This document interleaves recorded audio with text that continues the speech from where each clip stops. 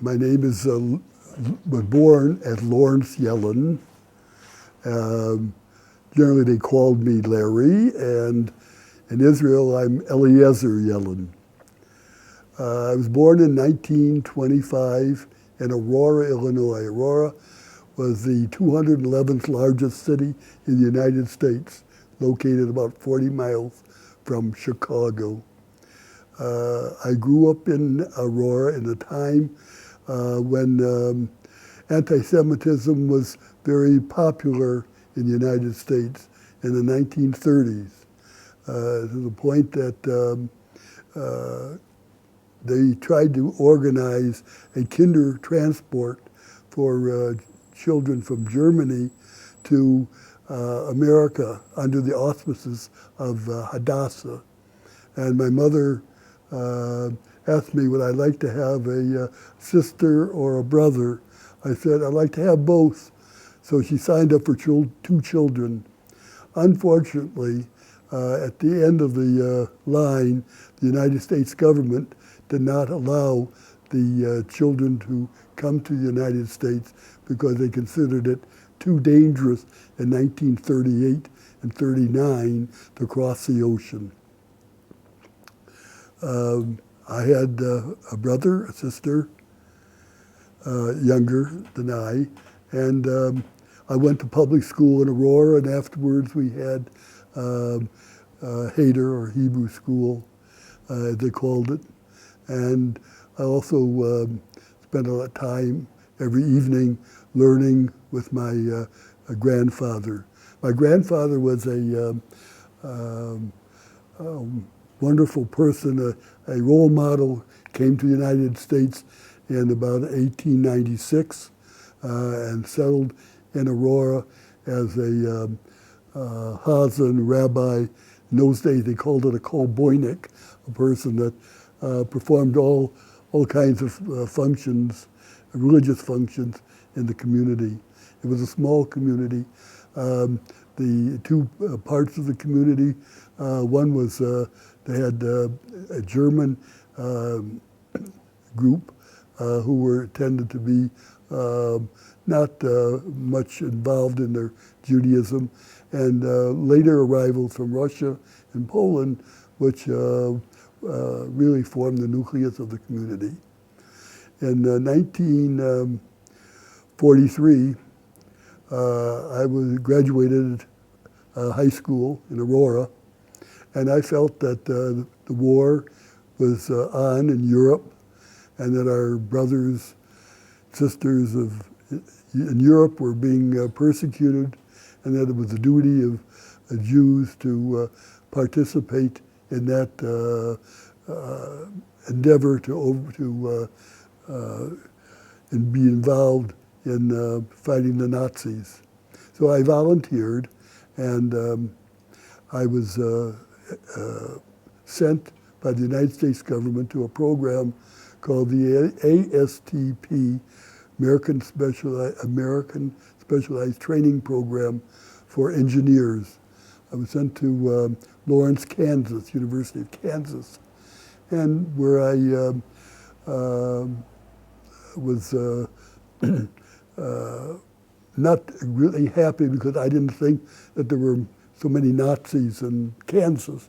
But in any event, I thought that it was a beginning. The Army, after one semester, sent all the AST people to basic training in Fort Benning, Georgia. And when the program was finished, the Army decided that they were going to discontinue the Army Specialized Training Program because they needed more fighters than they needed engineers. They activated a combat unit in 86th Infantry in Alexandria, Louisiana, and the training was primarily jungle training and jungle warfare. This also did not sound promising because I didn't think there were many jungles in Europe. Actually, they were preparing us for a amphibious landing in the island of Okinawa in the Pacific. In January, or no, it was December, I think, of 43, we had been involved in various training, and we made an amphibious landing on the California coast as a practice run. I'm sorry, the date was actually in 44, because it was at the time of right after the landings in Europe in June of 64. The 44. The division was scheduled to sail out of San Francisco in late fall of 44 towards with the goal of landing in the islands. At that time, there was in Europe the Battle of the Bulge, and where Eisenhower was caught off guard. The United States Army, the 101st Division, was taking terrible casualties. I think 2,000 soldiers a day were being either killed or wounded. And overnight, General Eisenhower and the other generals in charge of strategic planning said that they decided they needed more soldiers in Europe. So we, overnight, I remember it was a Thursday night, my commander called me in and told me I'd be in charge of loading our equipment, our trucks and our various vehicles and tanks on the flat cars, because instead of going to the port, we were going east to ostensibly going to Europe. We went to Europe in about January, or maybe it was December of 45. And remember, it was a long trip, about 20-some days, because the U-boats, the Germans, were sinking ships at the time. They actually were successful in hitting two of our boats in the convoy. We were de-embarked at Le Havre, France, and there was a camp called, the camps were named after cigarettes.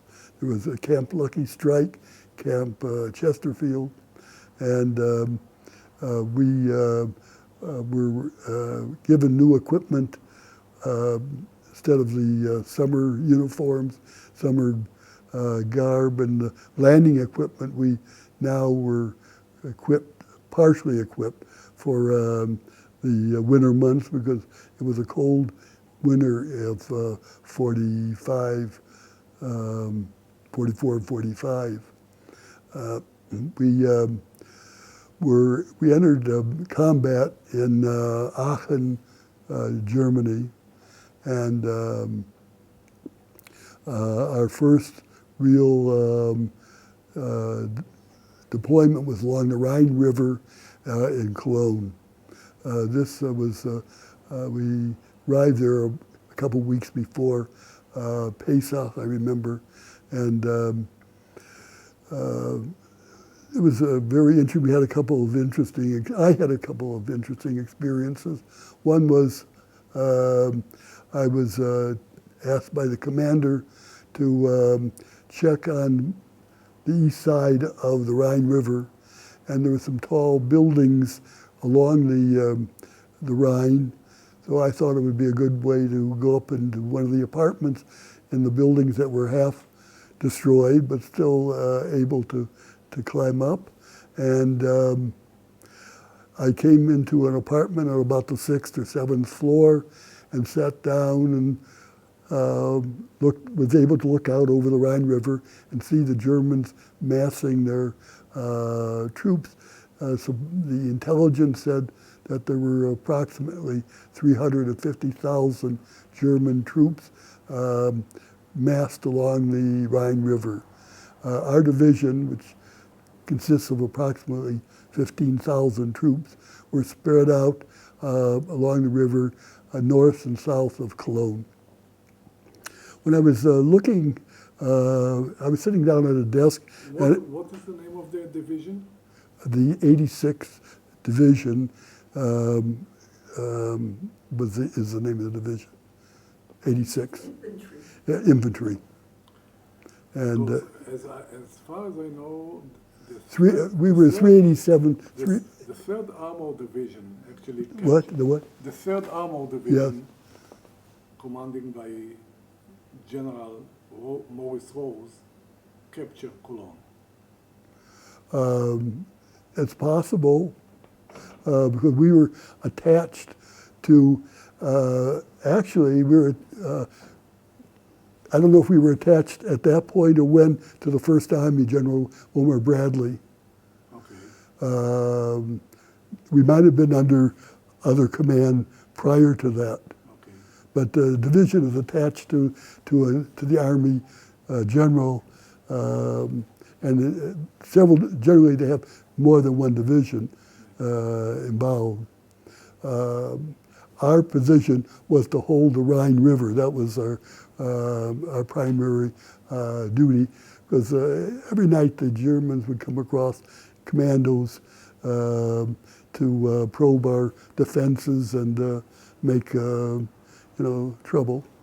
But what I started to tell you was that I opened a drawer of the desk that I was sitting at, and I was extremely surprised to find a sitter and a talit. And I thought to myself, well, this apartment must have belonged to a Jewish man. So I got up, I walked around the apartment, there was a closet. I opened the closet, and I was very surprised to find 2 or 3 new German officer uniforms. They looked like they'd never been worn. And so I wondered, did a German officer take over the apartment? Did the Jewish man masquerade as a German officer? Whatever, I'll never know that. But a decision for well, I was about 18 or 19, was should I take the sitter and talit for safekeeping, and perhaps the man would return and find it gone and be very distraught, or should I leave it? I decided that the Germans were going to be beaten, the man is going to come back, I'll leave the talit and tefillin in the apartment. But I don't know why the uniform and the talit and tefillin were both in the same apartment. If it was a German officer who hated Jews, why did he didn't throw it out, discard it? First time in my life I hear something like that. Yeah, okay. They didn't know that the German was against the Jews. Yeah, well, the question was, if it was a German, real German officer, he probably would have discarded the talit and tefillin, right? He wouldn't have retained it. But here in the main drawer of the desk is sitting openly a talit and tefillin. So. And the German officers saw it. What? The German officers saw the talit and the siddur? I don't know. We don't know because he was gone. He was on the other side of the river, for sure. Any event. Or was it a Jewish man masquerading? Masquerading, who knows? Any event, our General Eisenhower's military strategy was to bring up troops to the Rhine River, and because they were expecting another Battle of the Bulge. German attack, because they were assembling such a large force. At that point, there was a city, a little town about, I think, around 20 kilometers south of Cologne, called Remagen. And we had a group of our tanks stationed in that area. The bridges on the Rhine River had all been blown, except one bridge. The bridge at Remagen had not been successfully destroyed. So the tank commander, on his own, without permission from either our General McClaskey or General Eisenhower or whatever, Omar Brady, crosses the Rhine River at Remagen and sets up a defensive position on the east side of the river.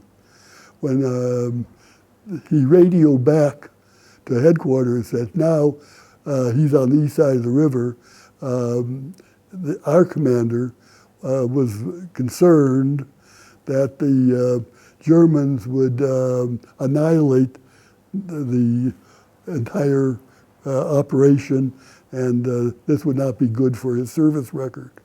So it was the first night of Pesach, I remember Passover, and I was in charge of a checkpoint, more like a fortress, on the Rhine River. There was a factory. Bayer, the company that makes aspirins, had a very large complex on the river, and we took over their buildings.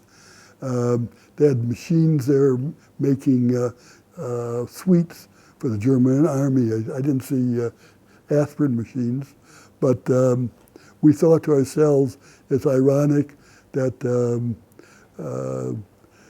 they made aspirins and we're trying to give the Germans a headache. Any event, I was disappointed because I was not going to have a Pesach Seder. I didn't have any wine, I didn't have any matzah, didn't even have a Haggadah, and I was with two other my buddies, not Jewish, and every so often the Germans would lob over shells to keep us from being peaceful. About 9:30, 10 o'clock at night, I heard the sound of a Jeep, and we went out and set up an ambush because the Germans I mentioned came over in commando groups trying to probe our defenses. And the Jeep stopped. Turned out to be a driver with a chaplain, a Gentile chaplain, a young man from Wheaton, Illinois, who liked to, when we went on hikes, he was attached to our division. We didn't have a Jewish chaplain. And he wanted to find out all about Judaism. So he used to march with me, hike with me, and inevitably he'd come and he'd have a whole list of questions about Judaism. And we spent the 25-mile hikes and talking about various aspects of Judaism. I thought he might be a good convert. But any event, he was with this driver in it was a blackout, no lights, and we stopped him, obviously, and he said, Larry, the JWB, Jewish Welfare Board, just sent a bottle of wine and a box of matzah to me. And I knew that tonight is the first night of your Passover, and I had to bring it down to you. I knew that you needed it. So I told him, well, thank you very much. You took your life in your hands to do it, and I appreciate it.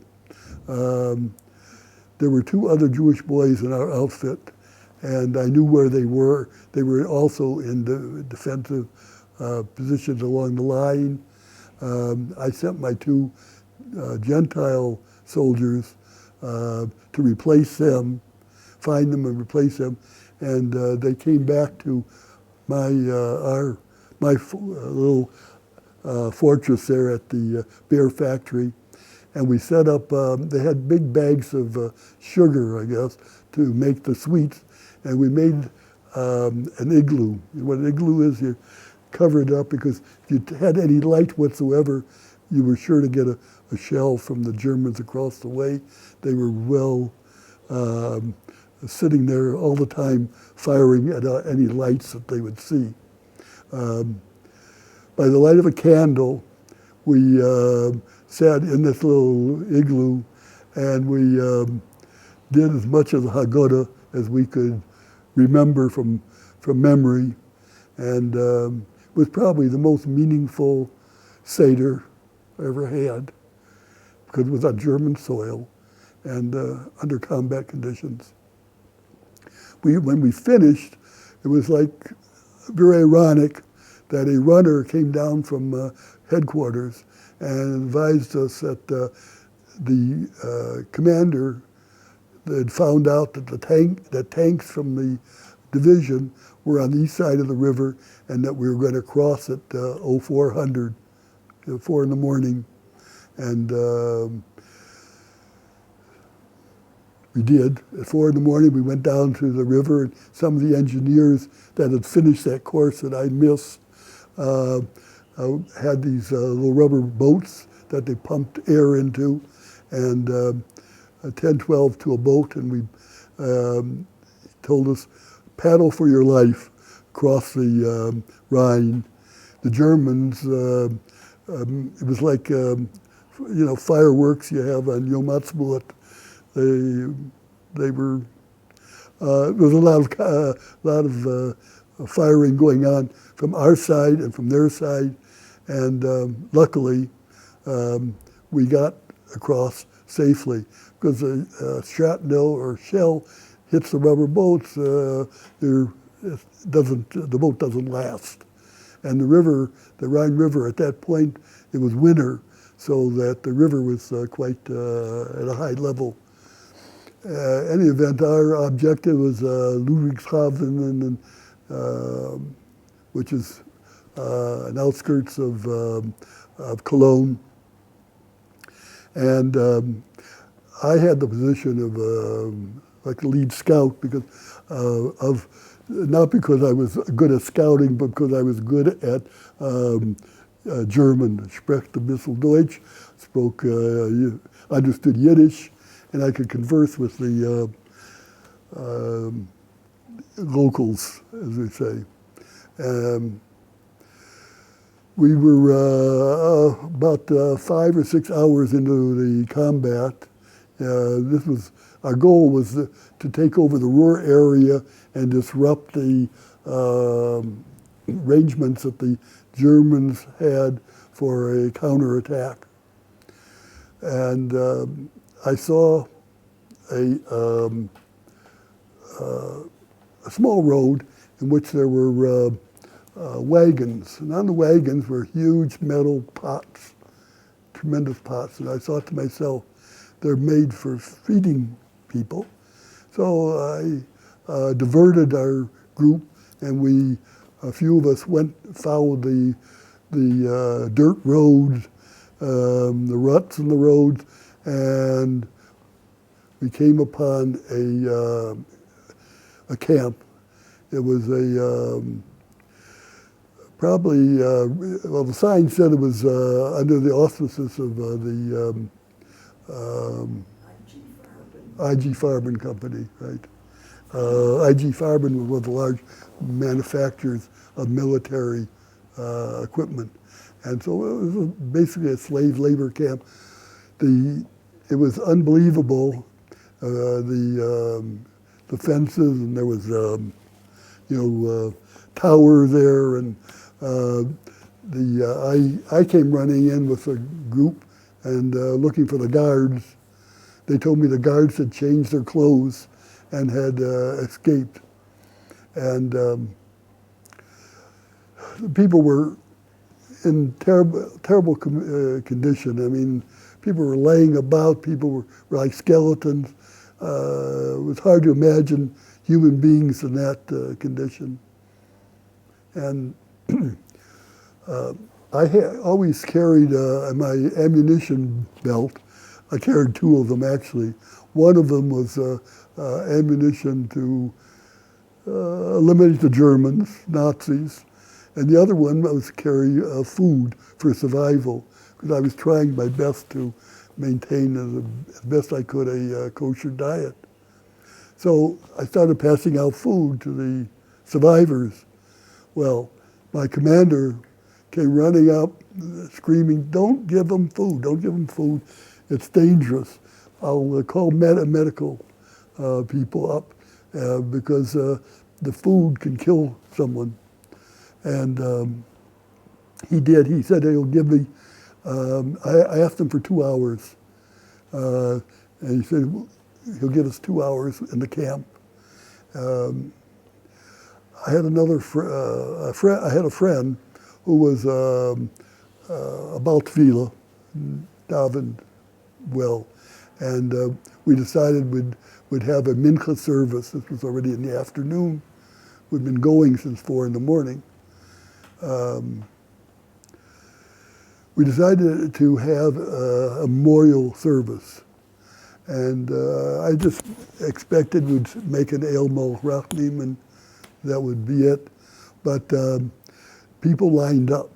They wanted us to say El Mole for some of their either relatives or friends who had died in the camp or whatever. And we had about 70 people lining up for this Mincha memorial service. Probably the first one on German soil, as started this campaign of putting Jews in concentration camps. Any event, we were relieved when the Army sent in a corps of medical people to care for the camp. I don't know what happened to those survivors. We know that the German prison guards escaped and probably melted into the population. You don't know whatever happened to them. We continued on in the combat. The combat lasted approximately 11 days. What they called the Battle of the Ruhr. General Omer Bradley was the overall commander. We had multiple objectives. Probably the most interesting combat situation was we were attacked by about 12 German Nazi tanks, and we had taken this little village, and I don't know, it was 6, 7 o'clock in the evening. We were tired after getting up so early. I remember we decided not to go into the first house in the village, go to the second house, which was very wise because we'd no more put down our equipment, and I was wanted to sleep when the German tank group came to attack, and they blew up the first house. And when they shot a shell at the second house, we decided that we had to do something. My commander said, "Yelin, you have the only bazooka. Go out and see what you can do with it." I had an ammunition bearer, but George was a very nice fellow, but he was not a very good soldier. And I asked George if he had any bazooka rockets. In those days, I don't know if you know what a bazooka is. You load it from the rear. Your ammunition bearer puts the rocket in, and you aim it and fire. I happen to carry, as a spare, 2 bazooka shells with me, cartridges.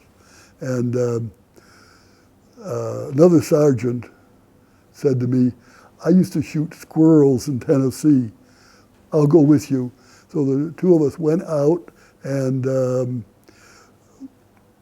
when the Germans got close enough within firing range, he said he wanted to fire because he was sure that he could do a better job in that he always hit the squirrels that he shot, I guess. In any event, he was a very nice fellow as well as a good shot.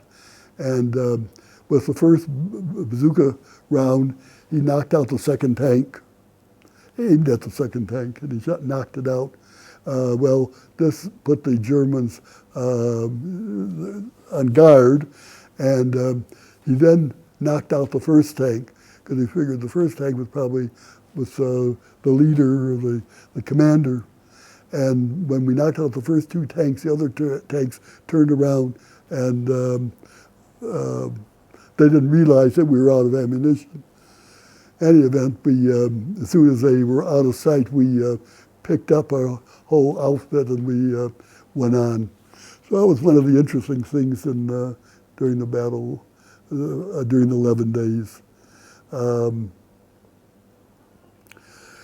After the Battle of the Ruhr, we were returned to Mannheim. No, we returned to,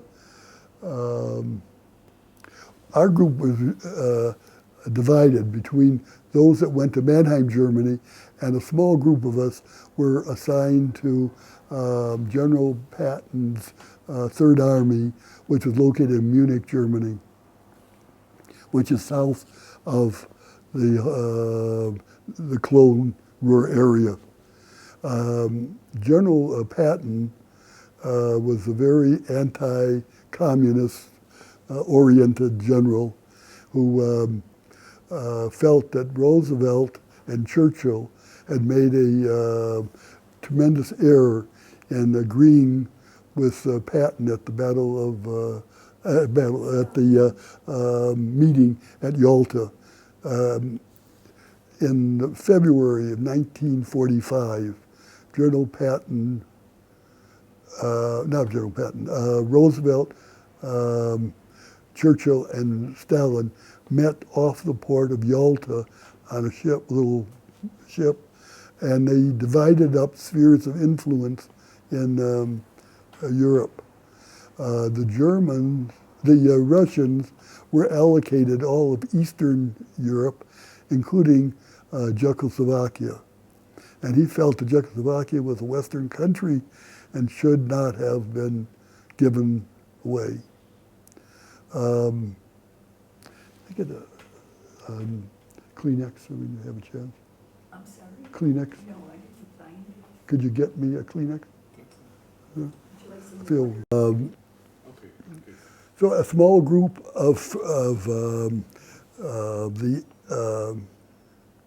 from our division was transferred to Munich under the command of General Patton. The balance of the division was transferred to Mannheim, Germany, which was the crossover point between the four areas of Europe meeting: the British zone, American zone, there was a French zone, and a Russian zone. In Munich, General Patton had devised a plan to liberate Czechoslovakia without the permission of the High Command, neither General Marshall, who was the overall general, and certainly not, he didn't have permission whatsoever to do so, and he told us that. We had a meeting with General Patton, and he said that he was organizing a three-prongs attack to go into Czechoslovakia and secure the surrender of the German there. The main German headquarters was located in Prague, and I was assigned to go in to the group with Prague. There was other group, I think, went to Würzburg, and I think Pilsen were the other two cities. I'm not sure. But in any event, he told us that because it was an unauthorized incursion, we should take whatever we need from the army warehouses, but that he could not promise us reinforcements or support should we get bogged down with the Germans and a firefight or whatever, and he was not able to extricate us. We did something you never do in the Army, and that is we took jerry cans of gasoline and we tied them onto the tanks. You never want to do that because a stray bullet could really destroy everything. But on the other hand, we did not expect to find fuel for the tanks and trucks once we got into Czechoslovakia, which was true. There wasn't availability. My job was to ride on the one of the lead tank, and as we progressed, when we saw any kind of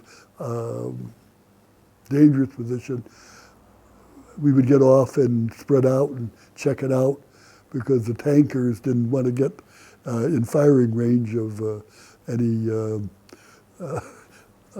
enemy positions. In any event, we did reach Prague, and it was about the end of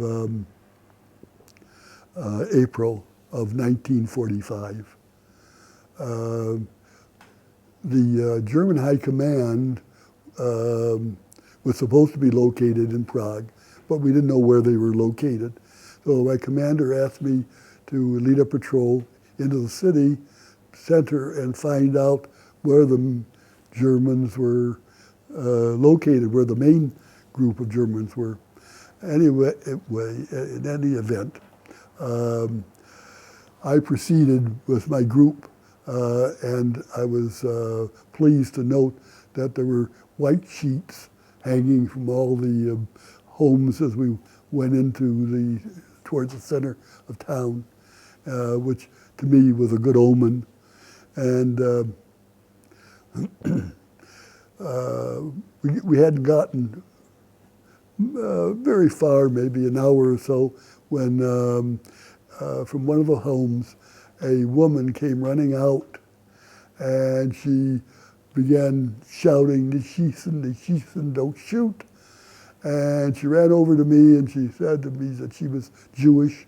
She had been hidden by this Gentile family during the German occupation. I was glad to be able to talk to her in Yiddish, and asked her where the German headquarters were, and she told me there was a castle on the edge of Prague, in which the German main headquarters were located. I went back to, with the patrol, back to our location, and I told the commander that where this woman told me the Germans were located. And he was very skeptical. He thought that she was a plant, that the Germans were waiting to annihilate us and whatever. But he was willing to take a chance on it. So he told me, Yelin, if you think that woman was telling the truth, you take about 10 men, you go to the castle and ask the Germans to surrender. Well, I was only 19 years old, so I was very naive. I thought you have to do what the commander says, right?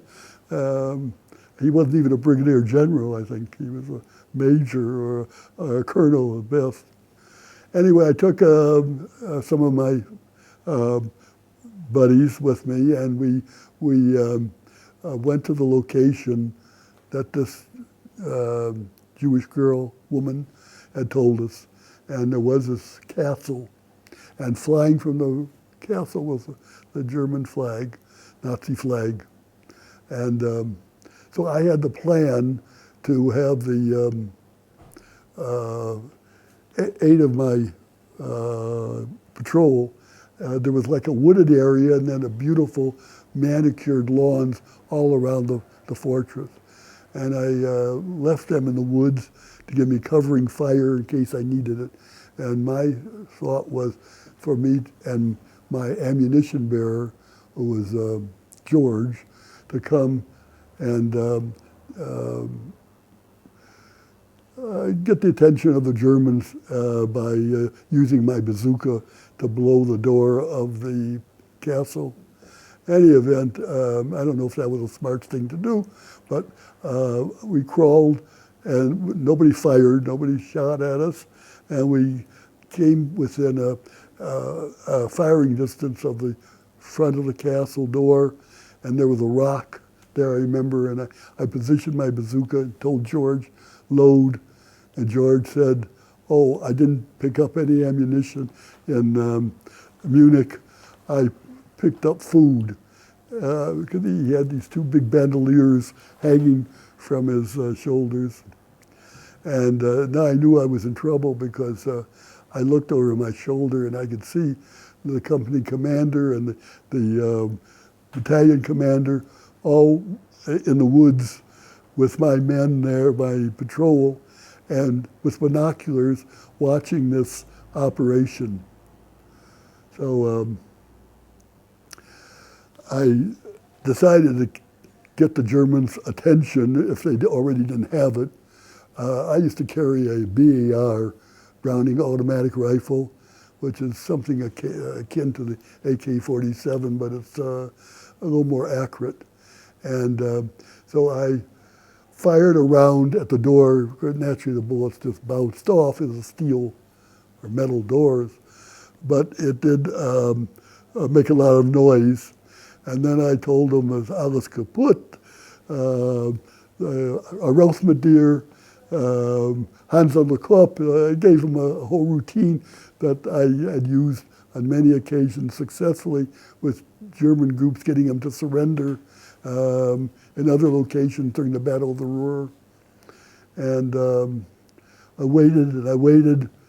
The good news was that they didn't fire back. The bad news was that it was quiet and everybody was wondering what was going to happen next. Any event, the doors eventually, after maybe 5 or 10 minutes, opened, and the Germans marched out in the military formation and formed with the German flag in a down position towards the ground, which meant that they were surrendering, and I shouldn't fire. I wouldn't have fired anyway because they certainly outnumbered me and the number of ammunition cartridges I had. But in any event, they marched out and they formed a line in front of the castle and they stacked arms. You know what that means, where they form the arms in a triangle. And then my commander, the battalion commander, what we call the brass, seeing that the Germans were about to surrender, came running out of the woods to meet the commander of the German forces and receive his sword. I guess he gave him something, a sword. I was standing there, and the commander said, Yelin, you did a good job. Any event, I think he got the... What was your position at that time? What? What was your position at that time? My position? Yeah. I was just a sergeant. Okay. Any event, he felt I was expendable. Squadron leader? What? Squadron leader or what? Squadron leader? A leader? I'm not sorry, I understand the question. Squadron leader? Yeah, well, like, you know, no big thing, because in combat, everybody is, they listen to you, you know, and the commanders generally don't. It's not like the Israeli army where commanders lead. The American army was very common for the officers. I remember I captured, there were 30 Nazis in a particular position in this little town, and we had a firefight, and I think I was successful because at least they surrendered. They came out with their hands on the head, and so I had about 30 German prisoners, and I lined them up, and I went in between them and but right behind them so that I could control them. And I would march them back so that somebody could take them back to prisoner of war camp. Because in a combat position, you don't want to have them around. And anyway, I went back about a half a mile, and one of the commanders popped up out of a foxhole, and he said, "Yelin, what's going on up there in front?" So, I mean, that's, you know, how it is in the American Army is a little bit different than you're probably used to. You're probably in a position of leadership. Any event, we were successful. We had another occasion where I was involved in locating the headquarters for the, I suppose you would say where they store things, where they have their tanks and their anti-aircraft guns. And so they had a position in sort of a valley area surrounded by a huge fortified hill. But I came across it and there was nobody in the position. So I led a patrol up and I came up to the top of this hill and looked out, and down below me was spread out tanks and anti-aircraft guns, artillery, and people hurrying about. And I was contemplating what to do about it. I had just a little patrol, and suddenly, right in front of me, the ground opened up, and two Nazis came out of a underground position and started talking not more than 20 feet away. And I saw that there was a fortified position there, and one little ways away they would give crossfire. So I told the Germans, in my best German, to come forward, drop their weapons, which they did. They dropped the weapons, and they started talking among themselves. And when I insisted they come to me, because there was a wooded area, and I was in the wooded area, and I didn't want to step out into the open area, because then the people below would see you, number one. Number two, they would know how many people we had. If they saw that we only had a small group, they certainly wouldn't be, worried about it as much. In any event, the two German soldiers turned and decided to make a run for it. And so then we were in a position, if they go back, they'll most likely tell their commander that there's a small group up on the hills, and he'll send people up to take care of us. Or anyway, the decision was mine. I decided that the best thing to do was to eliminate them, which we did. But of course, when I did that,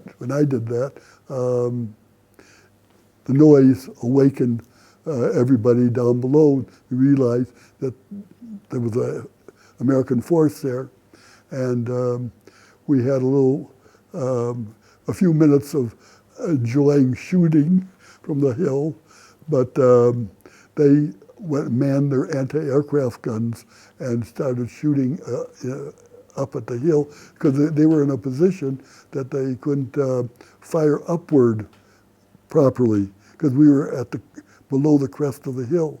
So we were in a very more strategic position.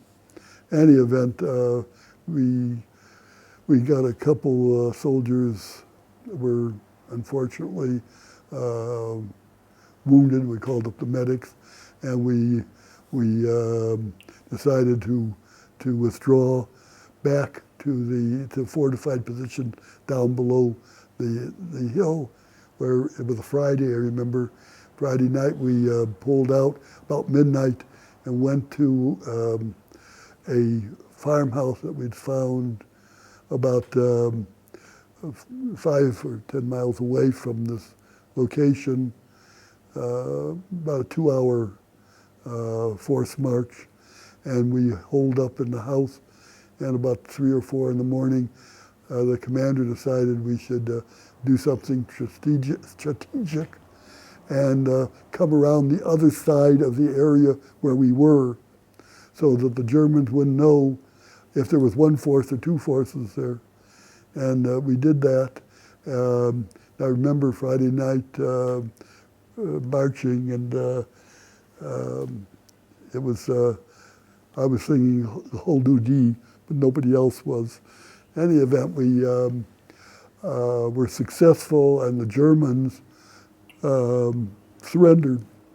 We had a total, our division captured some 53,000 German Nazi troops. The division is 15,000 soldiers, including the cooks and the office people and the commanders, you know. So they felt it was a successful, very successful operation. I think we crossed the Moselle River, and it was a very. So you find. Wait a minute, I mean, that was as part of the. I mixed that in with the Battle of the Ruhr, where we in Czechoslovakia, when the Germans surrendered, that was the end of it, and we just waited for the. Waited to hear from our commander, General Patton, if we could accept the surrender of Prague. The Germans surrendered; they were taken prisoner, but Prague did not surrender formally. They wanted to surrender. They sent groups daily from the city, dressed in long coats and black hats, and looked very official. And they wanted to give us a key to the city. My commander said, "You can't accept it. He has to get permission from General Patton." We understand from what we were told that General Patton flew back to the United States and tried to convince President Truman. President Truman had taken over as President of the United States. He had been the Vice President, and President Roosevelt had died in the interim, I think in April 4th or something like that. And so he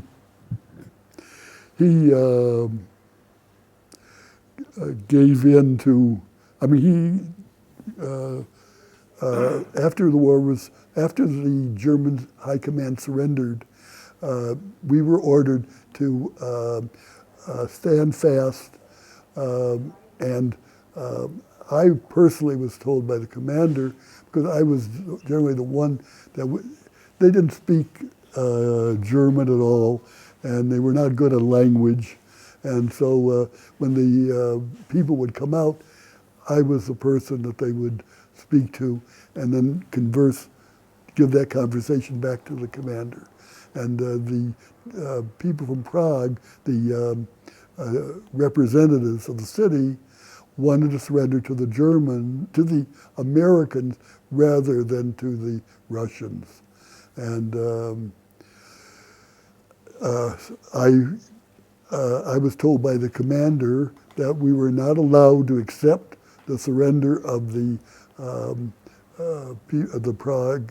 people of Prague without the permission of General Patton. And General Patton had to get permission from either Eisenhower or President Truman or General Marshall.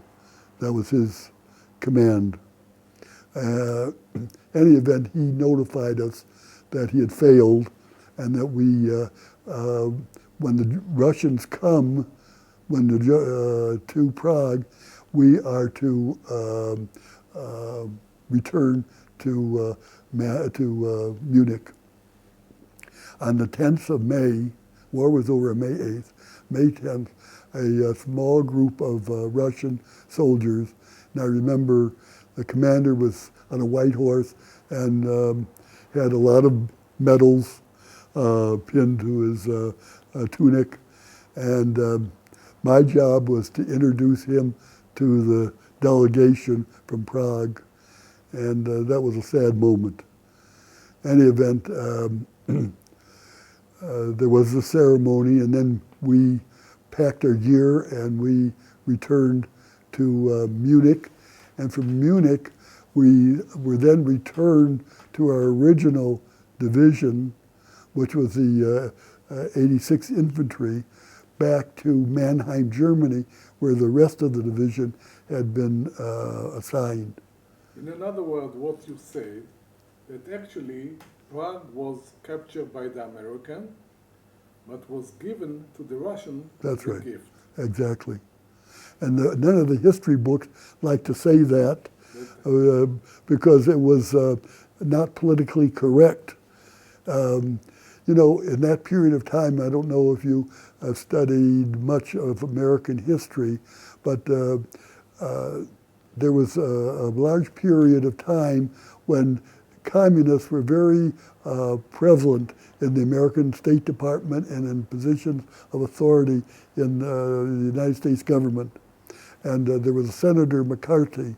I don't know if you know about him, but he tried to expose the communists that were in the State Department. There was no question. There were much of the policy was dictated by those that were very, let's say, favorable to what they used to call Uncle Joe. You know who Uncle Joe was? Joe Stalin. You know, he was depicted as a very genial, happy, smiling person, and there was posters all over America.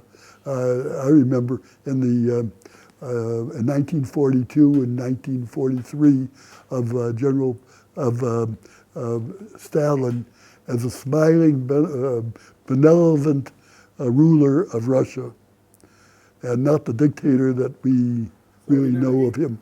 In another word, the man actually who captured Prague sitting in front of me.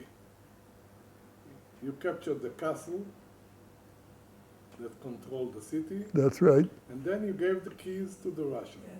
That's right. At the ceremony that I was at, And why? my commander was at, and we did that because General Patton ordered us to do it. So we had no, They went through a lot of hard times. you know, but And you finished the war actually in Munich. the combat was finished. The European theater was finished. For us, it was Prague because May 8th, the war was over. The Germans surrendered. May 8th, an American calendar. I don't know if that's in the Russians had agreed to that, but in any event, we were returned to Munich and then to Mannheim, Germany. In Mannheim, Germany, our division was manning the checkpoint or cross point between the four zones. And my commander had me on duty at running the checkpoint for a while. The problem was that an order had come down from, I believe it was a General McNary, but don't quote me because maybe he didn't actually issue the order, maybe the order came from others. But the order was not to allow refugees, specifically Jewish refugees, to enter the American zone. Now these people that want to explain that say, well, if they enter the American zone, then America would have been responsible for putting up housing, giving them food, and so forth. And they were reluctant to do that. But since I was running a checkpoint, I felt the order was very unfair, and I told my soldiers that if the people are German refugees, not Jewish, you can send them back. But any person that was from the camps, anybody that was Jewish, let them pass. And we were on duty for about 2 to 3 weeks. And Where was that checkpoint? What? Where was that? Mannheim, Germany. In Mannheim. Okay. Yeah. And I would say several thousand of our people came into the American zone, and I know somebody that we met who subsequently told us that he was involved there and in the American zone. He had come in to the American zone, passed. They certainly passed during when I was involved.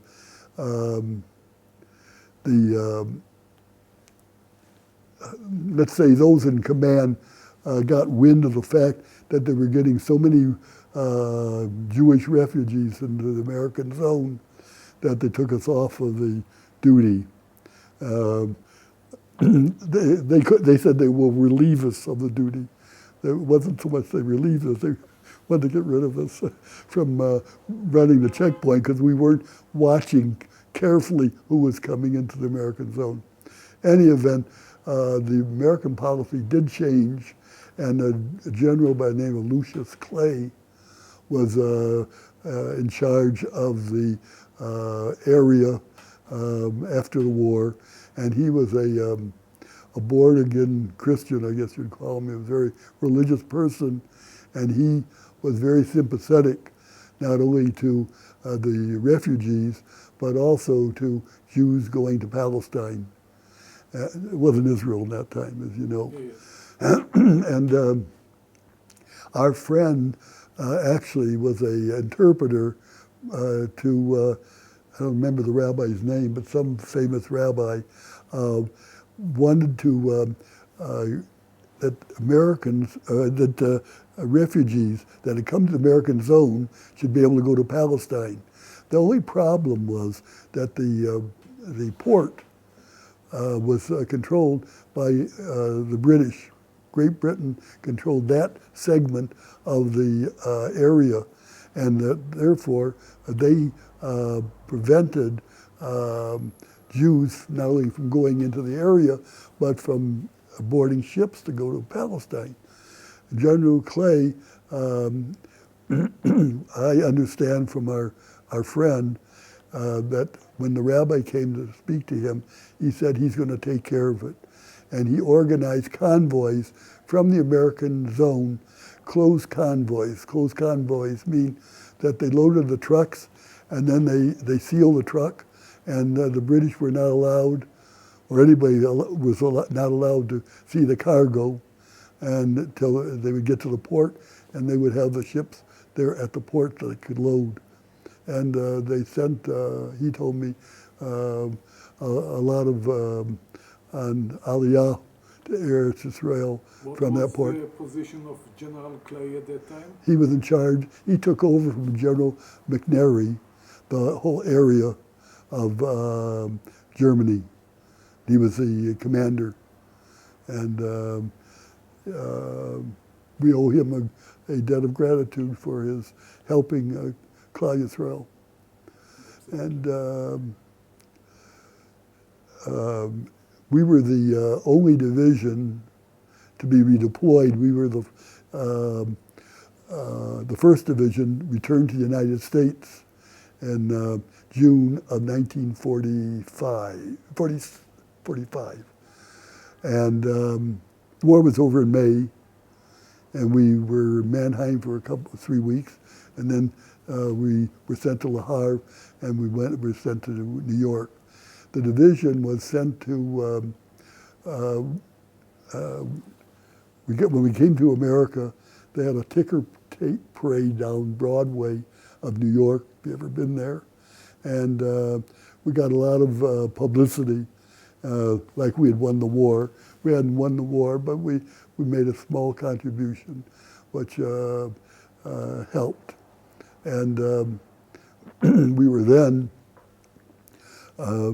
since we had amphibious training, we were told that we would have a 30-day leave, and we were sent to Camp Gruber, Oklahoma, where we were reissued new equipment for amphibious landing, and the goal was that we were to make a landing no longer in Okinawa, because Okinawa had already been taken, but to make a landing on Japan proper. And we went to, after Camp Gruber, we went to San Francisco, we boarded ships, and we got as far as the Hawaiian Islands.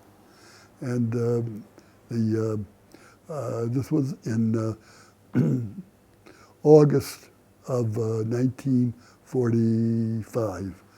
And we waited there 3 weeks, anchored off the shore. We couldn't go ashore, but we knew that something was in the offing. We had a whole fleet there spread out around Hawaii. And on, I forgot the date already, in the middle of August, the Enola Gay dropped bombs on Hiroshima and Nagasaki, and the Japanese agreed to surrender. 3 in August. What? 3 of August. 3 of August, the 3rd of August. Yeah. So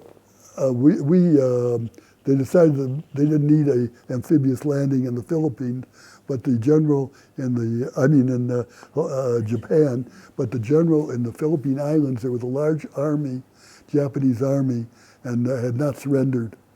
And so they redirected our convoy to the Philippines, where we made a landing in the Philippine Islands. And For a year? How long were you there?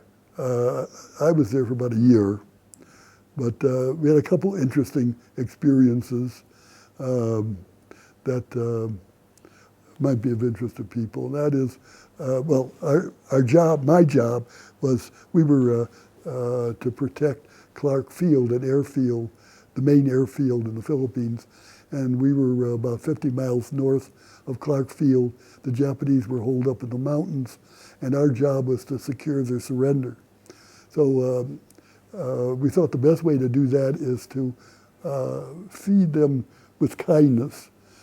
Every day I would take a truck out with a couple of Japanese prisoners and a loudspeaker, and we would go up into the mountains, and the speakers, the Japanese would say to their fellow soldiers, come in and you get coffee and donuts. Stay out and you're going to get shot. I had a little pet monkey that I had found abandoned by its mother in the woods. And this monkey had extrasensory perception. He used to sit on my shoulder. And whenever there were Japanese soldiers in the bush or in the hills there and the trees, the monkey would begin to jabber. I knew it was time to stop, get your machine guns ready, and wait and see if they're going to surrender. But we were successful in that about 50 or 60, we'd bring in 50 or 60 Japanese prisoners each day. The other thing that might be of interest is that after I had that service for about 4 or 5 months, my commander asked me to come down to the main battalion headquarters, which was in Manila. And I came down to Manila and I asked him, well, who's the Jewish chaplain on the base? There was no Jewish chaplain. I don't know where, the closest chaplain was, I think, in Hawaii. So I thought it would be a good idea to have Friday night services, at least, have a minyan for Friday night. There certainly would be enough soldiers to do that. And there was also Navy people around. So I put up a sign and said we're going to have religious services Friday night in the chapel. In the American Army, you have one chapel that's supposed to be non-denominational for Catholics, Protestants, and Jews. They didn't talk about Muslims, and there wasn't Muslims in the Army in those days, or if they were not many. enough to notice. Any event, we came to the chapel on Friday night and to have prayer service, and we were surprised to find that the chapel was not really non-denominational, but that there was a huge icon hanging over the main, what you might call a bema or whatever, which was not, he was Jewish, but not one that we accepted. So we thought, well, it would be proper to cover him. So we took a sheet, and I got a sheet, and we covered the icon, and which predominated the chapel, it was so large. And the first Shabbat, everything went well. Nothing happened. Second Shabbat we came. How many? We got about, I'd say 15 soldiers came off the whole base. You have to remember that the infantry was not the division or the area of choice for Jewish soldiers. They were very good at the quartermaster corps. You know what the quartermaster corps is? Supplies and so forth. Any event. Even in Europe, how many? What? In Europe, when you fought in Europe, yeah. How many? There weren't many in the whole 86th Division. There was not many Jewish soldiers that were actually fighters. Okay. They supply in other areas. The quartermaster corps was very heavily, Jews were in that, and then communication and other things like that, but not in combat, whatever reasons, But any event, the second Shabbat we came and we repeated putting the sheet up. The base chaplain, who was Catholic, was a colonel, and he walked in the middle of our davening or prayers, and he was livid, threatened to court-martial everybody that were there davening, and never cover that up again, and you can't use the chapel. In any event, it was not a successful prayer session. So I thought that was rather unfair, and and another fellow and I went to see General McClaskey, who was the commander of the 86th Infantry, and he was very gracious and asked us our problem, and I told him what the problem was. He was a Catholic. He said, well, he can't override the base Catholic chaplain, even though he's a general. But he says, I'll tell you what, he says, I'll take it up with a higher authority. Now, I knew that he was not talking about Hashem. I figured that. About Wednesday of the week, I got a call that the general wants to speak to you. So I went in with my friend, and General McClaskey said, I talked to the higher authority, General Douglas MacArthur, who was the Supreme Commander of the Pacific Theater of Operation. And the general wants to know if it would be satisfactory if you men would like to use his home for your prayers. I said, well, I think I can talk him into it. And he had, the general, MacArthur, had a beautiful mansion that looked like the White House. It was with pillars and very, very beautiful, really a beautiful place. And I felt that our boys wouldn't mind that. So I put up a sign that this coming Shabbat, the services will be at General MacArthur's home. Well, what? You're serious? So instead of getting 15 fellows, I got about 50 fellows came to the Minyan. And some of them were even Jewish, I think. Anyway, they went to, I don't know if they came to pray, if they came to look at the house, but whatever. It was, I mean, they had a bowling alley, they had a swimming pool inside. It was really a beautiful place. And I had met with the housekeeper, the general's housekeeper, and arranged that she would serve things that were sort of kosher. I mean, she wouldn't use any improper products and try to make it so whatever she served. And so it became a very popular place. On Friday nights, we got a very big minyanim.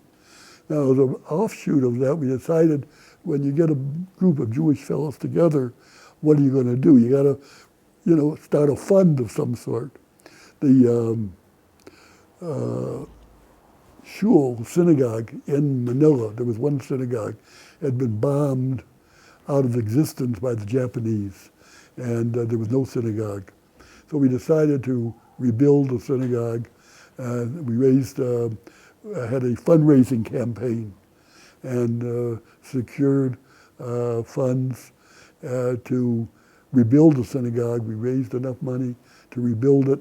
When I left the Philippine island, it was almost done. It had not been completed, but last year, the ambassador from the Philippine Islands spoke to the veterans here in Jerusalem, and he told me that that synagogue is a beautiful synagogue, and he's given a speech in the synagogue. They invited him, and it's still operating. So something good came out of General MacArthur's home, we thought. Anyway, those are some of the things that occurred. Let's write a book.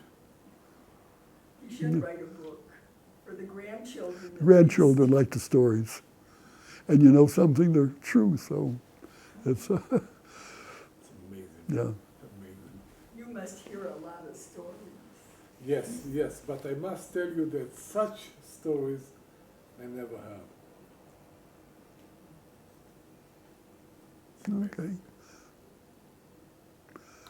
All So right. after staying in the Philippines, Well, so I was in the in the Philippines for I think almost a year, and in America they had a point system.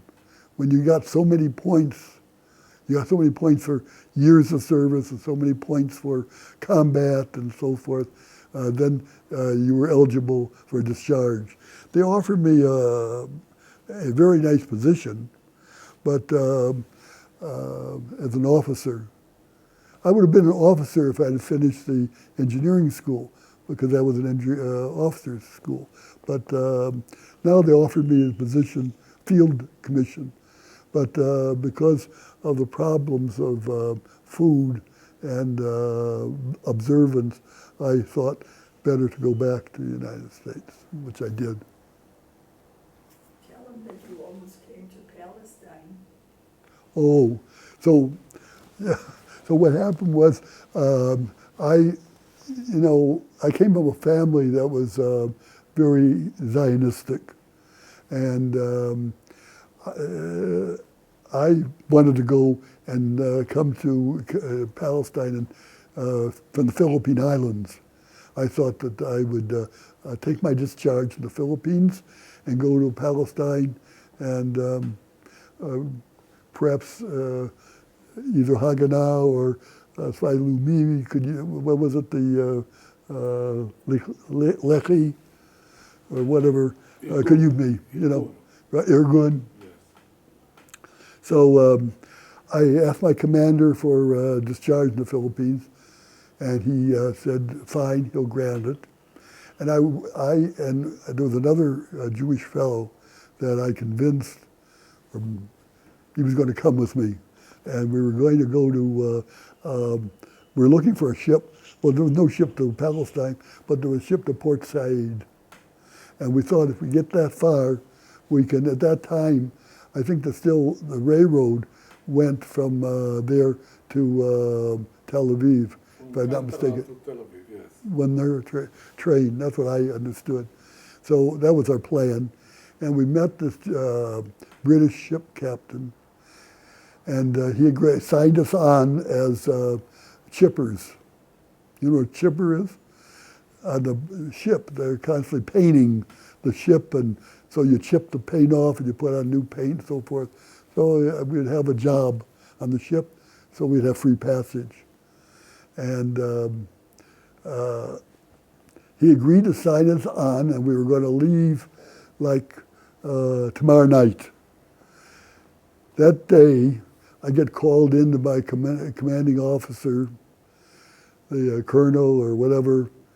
I don't think he was a brigadier general, because they're nicer. Anyway, the colonel had with him two high-ranking officers, British officers. I knew already that there's some problem, and then I saw the sea captain with him. And they were protesting him allowing me and my friend to sail, that I'd signed onto the ship, and they know that my goal and destination is not Port Said, but it's Palestine. And said, well, he reluctantly has to agree to, they demanded that they not give us discharges in the Philippine Islands. So we didn't go to Palestine at that time because of the British officers who had protested. Came back to America, and at that time there was a program of land and labor here in the United States. Land and labor was a front for trying to get military people to come to Israel, Machal, whatever. And they didn't want to take people. I said I had tank experience. I had combat experience. They wanted flyers. In fact, my cousin, who flew a B-17, went on that program and flew for Israel in 48. But I couldn't get a reshut to go. And so we organized in Chicago a group that gathered military equipment from ex-veterans and other sources. And on Sundays, we used to go out with a whole list of places to pick up military equipment. And there was what they used to call a junkyard. You know what a junkyard is? They process metals. There was a place owned by a Jewish fellow, and we used to box everything up there and market washing machines and whatever, and refrigerators, and send them to Eretz Israel. But Hav and I didn't get to come to Israel until 1949. So that's part of our story. Unless you have any questions. Oh, I was here in 40. We were in 40 in. We met when we were in college. We belonged to the Zionist organization. My wife is the president of the Intercollegiate Zionist Federation of America. Before the war. What? Before the war. No. After. Yeah. Okay. 48. Where were you in that time? He wasn't that old. Even not in the thought of my parents. I was born only in 1950. Yeah. Well, we came here in Israel in on a program of the Sachnut. We had tried to develop a program in America for When did you come to Israel? 1949, right after the war. 1 week after the wedding. Okay, and? We came in the Machon L'Madrichei Chutz La'aretz. Yes, For a year. and you stay here for how long? A year. A year. The program was a year program, and we had tried to develop a program for coming to Israel for the summers for college students. Okay. That college students should come to Israel for 3 months in the summer, and work in the kibbutzim and so forth. And from 1949, Yeah. when was the next time that you came to Israel? Well, then we went back. We had work in the Tenuva, the we were in, originally, she was in Hadassah, and I was in those days it was called, not B'nai Akiva, it was Shomer Dati. So you had to work in the movement. The deal with the Jewish agency was, I also went to the Hebrew University when I was here. And that was very interesting because Hebrew University was not on Scopus. It was, do you know where it was in 1949? Terra Sancta. Yes. It was set up there, and they used to bring down books from Scopus, where the campus originally was, and I used to work in the unloading the trucks, and I went to the university at the same time And then helped you came back to the States. Then I came back to the States, and it started out we were only going to be there 2 years, and things developed, and when did we come back? His father got sick, and they needed him in the business. We came back for the 10th anniversary of Israel. Okay. We went to the parade. Oh, yeah, Barsheva, yeah. And And then we came every few years. we were here in '64. Then in 1971, we came with 5 children and rented an apartment on Karen Hayesod for a year and had all our children in school. And Eliezer went back and forth, and then we bought this apartment. We So were, actually, instead of breaking my teeth, I could speak with you Hebrew. she does better. My Ivrit, I understand, but I find What's it the difficult. meaning? I understand. not You're very here good. from 1949. Yeah, long time. No, but what Eliezer did was, he comes from a family that had appliance and furniture business. And he made it for Israel. Well, for Israel and other countries. I had a friend who was the driver for the number 4 bus in Kataman. We were set up by the Jewish agency in a building in Kataman for 6 months. 6 months we were in kibbutzim, Otukafia.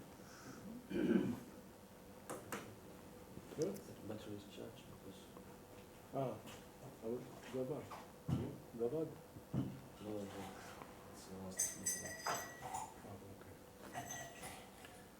So you missed the Yom Kippur War. Well, not exactly. So the next morning, 7 o'clock, a neighbor, we didn't have a telephone in this building. They hadn't hooked up any of the phones. But I gave the phone number of a friend. Friend came running over around 7 in the morning and said, they want you down at military headquarters. So I kissed my wife and children goodbye. I said, I'm off to fight against the nefarious enemy. And I went down to the headquarters. And the commanding officer there said, oh, I see you have a very interesting resume. He said, I said, I have a lot of experience. He said, I'll tell you, he said, you own a Peugeot station wagon, don't you? I said, yes. He said, well, we may need to evacuate troops from the Sinai.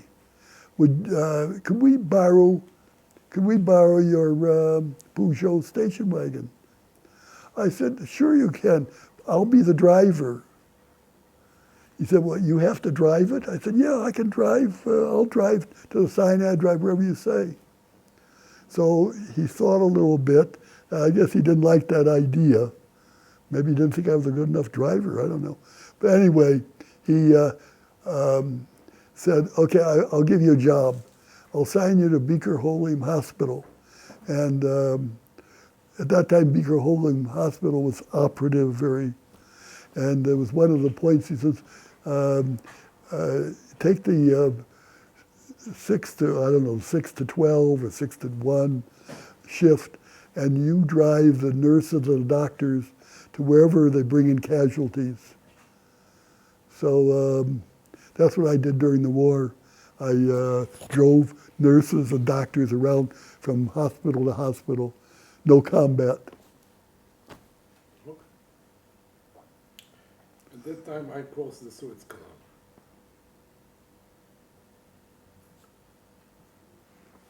What can I do? No. They gave me a certificate. Each generation needs a job. That's right. Yeah, you did your job Okay. in the Second World War. I did it on the 73. You weren't a brigadier general then, no? No, at the war? No, I was a captain. I was a captain. The G3 of the 1st Tank Brigade across the Suez Canal.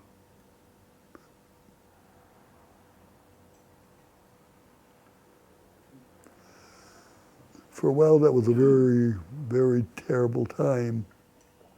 No, the media used to do it as a terrible time. Well, I'm sorry? Our division commander, Yeah, your commander was General Patton. yeah. My division commander was Arik Sharon. Oh. We liked Arik Sharon. Yes, we do. Yeah. He was a brilliant general. What? He was a brilliant He, general. He modeled his military strategy very much like after the German Blitzkrieg. Well, I must tell you, he had very good soldiers. If you have to say so yourself, right?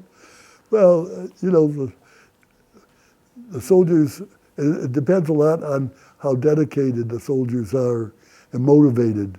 Yes. And in World War II, there was a motivation that the Nazis were, even when the Goyim were terrible people. And I think, you know, I found that working with non-Jewish, they were very much motivated to destroy the Nazis. You know, they talked about, we're going to make the world safe for democracy. That was a, But you, as a Jewish, yeah. felt that you have more motivation than the average? Definitely, Yes? yeah, definitely so. I mean, that's why I volunteered, because I felt very strongly that Jews, you know, you could get an exemption in America if you wanted to go to, like for example, a yeshiva or something. They gave exemption. I didn't feel that I wanted, that was right for me to do, and I wanted to participate in the battle against Hitler, and I thought that Jews should be more motivated rather than less motivated to do that. So, if we are talking about the museum Yes. for the Jewish soldier in the Second World War, what do you think about it?